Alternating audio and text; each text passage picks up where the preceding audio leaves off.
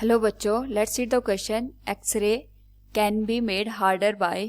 Here we have four options. A. Increasing the potential difference between cathode and target. B. Decreasing the potential difference between cathode and target.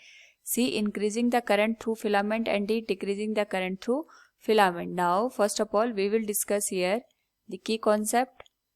And here the key concept is soft and hard X-rays. तो जो हमारे पास X-rays होते हैं, it is a radiation which is produced by striking high energy electrons on a metal surface. और यहाँ पे जो रेडिएशन प्रोड्यूस होता है, it is a range of 1 angstrom.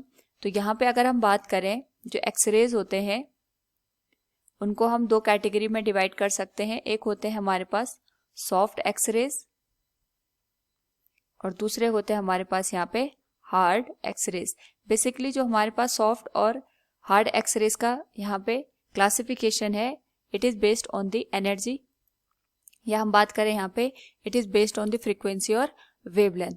तो अगर हम बात करें यहाँ पे सॉफ्ट एक्सरेज की, तो सॉफ्ट एक्सरेज की जो एनर्जी होती है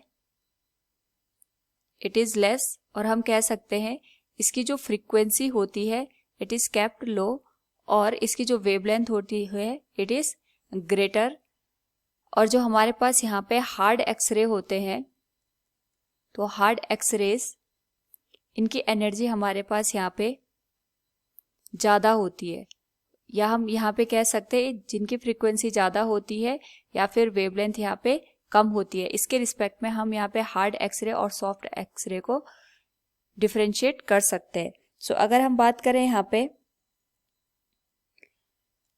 हार्ड एक्सरे की, तो हार्ड एक्सरे जैसे कि यहाँ पे मेंशन है, इसकी एनर्जी ज़्यादा होती है. एनर्जी ज़्यादा होने का मतलब हो गया इससे रिलेटेड जो फ्रीक्वेंसी होगी it is of higher value.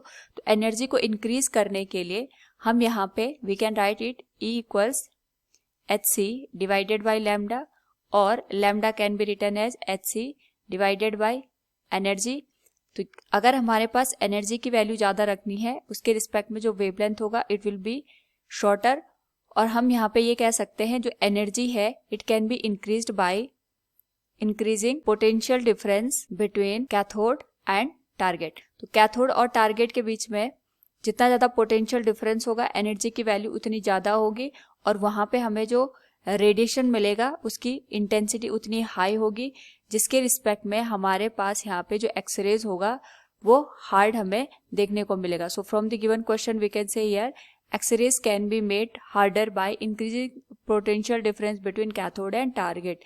Option A will be the correct answer. Hope all you understood it. Thank you and best of luck.